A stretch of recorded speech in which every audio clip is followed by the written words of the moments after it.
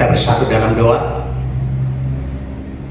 Maha besar Engkau ya Tuhan, dan kami mensyukuri berkat-Mu yang memberi napas kehidupan di pagi hari yang indah ini. Kami rindu disapa oleh firman. Biarlah Roh Kudus-Mu yang memampukan kami pribadi lepas pribadi untuk memahami, untuk memaknai dan menghidupi firman. Dalam nama Yesus kami berdoa mengucap syukur. Amin. Shalom Bapak Ibu Saudara. Salam sehat. Tetap semangat. Mari kita sambut firman Tuhan,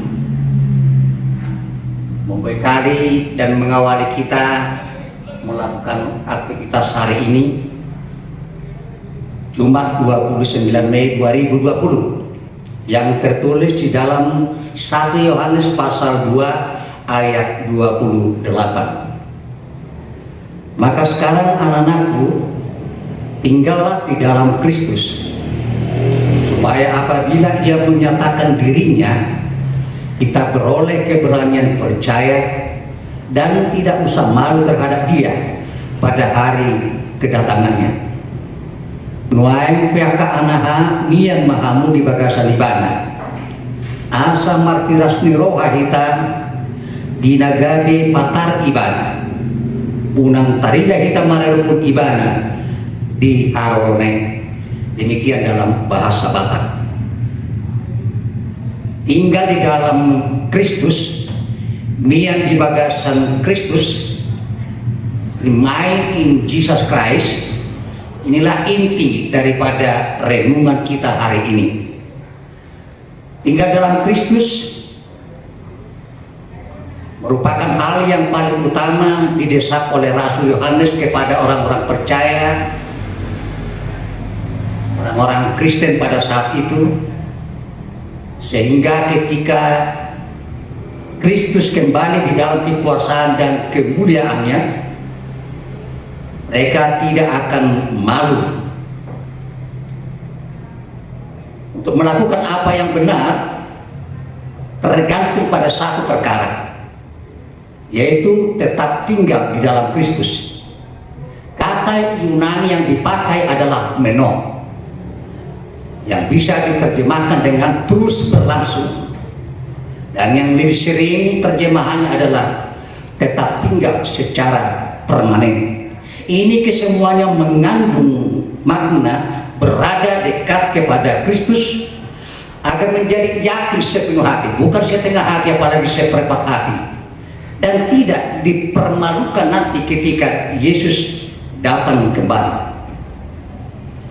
Maka kedatangannya tidaklah merupakan kejutan bagi setiap orang yang percaya, termasuk bagi kita pada saat ini. Justru merupakan waktu masuknya kita ke dalam hadirat yang lebih dekat dengan seseorang yang untuk waktu yang lama, yang abadi, yang kekal, hidup bersama Kristus. Tinggal dalam Kristus itu berarti kita percaya terus menerus kepada Kristus, mengandalkan bimbingannya dan kekuatan yang dari Kristus, dan terus hidup di dalam kehendaknya. Yohanes memakai ide yang serupa dengan tinggal dalam Kristus ini, menunjukkan hubungan pribadi yang hidup, sebagaimana dikatakan dalam Yohanes pasal 15 ayat yang kelima, akulah pokok anggur dan kamulah ranting-rantingnya. Barang siapa tinggal di dalam aku dan aku di dalam dia, ia berbuah banyak, sebab di luar aku kamu tidak bisa berbuat apa-apa. Ini menunjukkan bahwa bukti yang kelihatan sebagai orang Kristen adalah menunjukkan perilaku yang benar.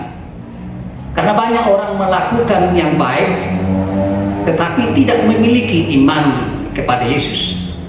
Dan banyak orang yang mengaku bahwa dia memiliki iman, tetapi jarang sekali melakukan buah yang baik. Karena itu kurangnya iman atau perilaku yang baik yang benar akan menimbulkan rasa malu ketika Kristus datang kelak. Karena iman yang benar selalu menghasilkan perbuatan yang baik. Maka orang-orang yang mengaku memiliki iman dan konsisten melakukan apa yang benar adalah orang-orang yang percaya sejati. Perbuatan baik adalah bukti yang penting bahwa seseorang mempunyai iman sejati. Sebagaimana Yakobus 2 ayat 17 berkata, jika iman itu tidak disertai dengan perbuatan, maka iman itu pada hakikatnya mati. Rasul Yohanes jelas merujuk pada parusia kedatangan Yesus yang kedua kali. Yohanes mengetahui bahwa setiap orang beriman akan berhadapan dengan Kristus. Setiap kehidupan seseorang pada akhirnya akan tiba pada keakhirannya. Karena itu panggilan Allah akan datang kepada setiap orang, sehingga setiap orang itu akan bangkit dan menyampaikan selamat tinggal kepada dunia ini. Jikalau kita tidak pernah berpikir mengenai Allah, dan jikalau Yesus hanya merupakan ingatan yang samar dan kabur saja, maka panggilan itu akan merupakan panggilan untuk berlayar ke dalam satu dunia yang tidak diketahui dan sangat menakutkan. Tetapi jikalau kita telah hidup dengan penuh kesadaran di hadapan kehadiran Kristus, jikalau hari-hari kita juga berbicara dan berjalan dengan Allah, maka panggilan itu merupakan panggilan untuk kembali ke rumah dan untuk masuk ke dalam kehadiran yang lebih intim dengan seseorang yang bukanlah orang asing bagi kita, yaitu Yesus Kristus.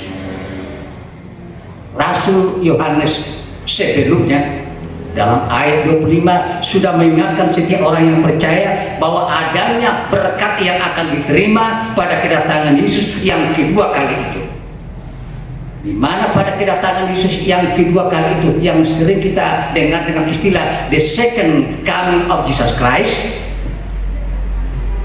dikatakan dalam ayat 25 itu, dan inilah janji yang telah dijanjikan sendiri kepada kita, yaitu hidup yang kekal. Bapak, Ibu, Saudara, pastikan hidup yang kekal tidak akan ada berada di dunia ini. Tetapi panggilan untuk memasuki kehidupan yang kekal itu berada di satu tempat yang banyak istilahnya. Sering dikatakan Yerusalem yang baru, yaitu langit yang baru, sorga, itu yang paling sering kita dengar. Sampai sekarang saya tidak berani menjawab kalau ada orang bertanya di mana lokasi sorga itu. Dan kalau ada juga orang yang berani menunjukkan di mana lokasi sorga itu adalah keberanian yang palsu dan tidak akan pernah itu dibenarkan. Sebab siapapun tidak bisa menunjukkan lokasi di mana surga itu. Itu sebabnya kalau ada orang bertanya kepada saya di mana lokasi surga itu, saya akan katakan itu pertanyaan orang Kristen yang tidak benar, dan itu pertanyaan yang tidak relevan secara alkitabiah. Sebab tidak ada yang tahu soal lokasi surga itu. Kalau ditanya saya kenapa saya tidak tahu, karena saya tidak pernah dari surga. Saya belum pernah dari surga. Hanya satu orang yang tahu surga itu, yaitu Yesus Kristus. Sebab dia datang dari surga turun ke dunia, kemudian naik ke surga setelah dia bangkit, dan dia naik ke surga untuk menyediakan tempat bagi orang yang percaya. Itu sebabnya episode yang terakhir bagi orang percaya adalah memasuki kehidupan yang kekal itu. Karena itu siapa yang berada di dalam Kristus terus menerus secara permanen, dia tidak akan pernah fokus untuk berbicara tentang wabah virus corona COVID-19. Sebab itu akan berakhir suatu ketika, semua akan berakhir. Dan kehidupan orang percaya sekali lagi adalah tujuan akhir untuk masuk ke dalam kehidupan yang kekal. Karena itu satu-satunya jalan untuk menuju kehidupan ke surga itu hanyalah Kristus. Makanya tidak heran dalam Yohanes 14 ayat 6 dikatakan, akulah jalan, kebenaran, dan hidup.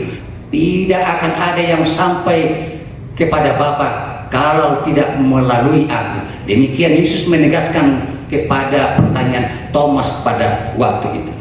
Apakah Anda dan kita semua siap sedia untuk berjumpa dengan kedatangannya? Orang Kristen yang setia akan menjawab, berjumpa dengannya. Setiap hari saya terus berjalan bersamanya. Tinggallah di dalam Kristus terus menerus supaya kita meraih berkat kehidupan yang kekal. Tuhan memberkati.